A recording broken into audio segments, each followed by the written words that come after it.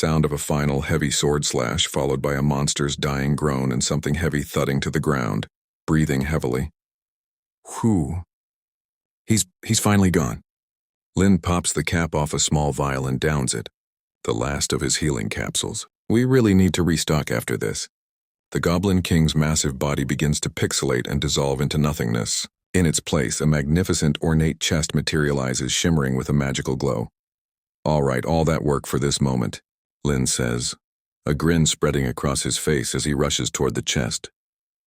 He reaches out to open it, but just as his fingers are about to touch the lid, poof!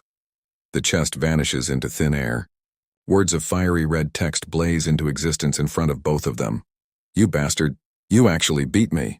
A disembodied, raspy voice cackles, echoing through the cavern. The text continues to scroll. Fine, you can have my treasure. But I'm doing it my way. Ha ha ha ha ha ha. Suddenly, separate screens flash in front of Lin and Sinju. Lin's eyes go wide. Whoa. A new title, Goblin General. And a Goblin General's shadow sword? Yes, a new sword. He glances down at his old ice and fire sword, lying shattered on the cave floor. This was a serious upgrade. He turns to Sinju, his excitement buzzing. What did you get? What did you get? Sinju stares at his screen, a slow, amazed smile forming.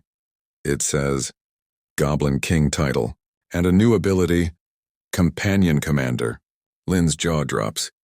Wait, Companion Commander? Does that mean you're a beast tamer now?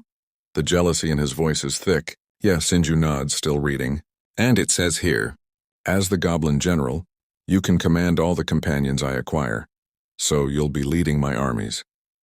Lin considers this for a moment. That's sweet, I guess. Okay, I'm cool with that. Let's head back to town. I'm starving. As they emerge from the dark, musty cave, blinking in the sunlight, they're met with a startling sight. The entire entrance is swarming with royal knights in polished, gleaming armor, drawing their swords and preparing to storm the cave. Sinju steps forward, confused. Hey, what are you guys doing? One of the lead knights spots them, his face a mix of confusion and suspicion.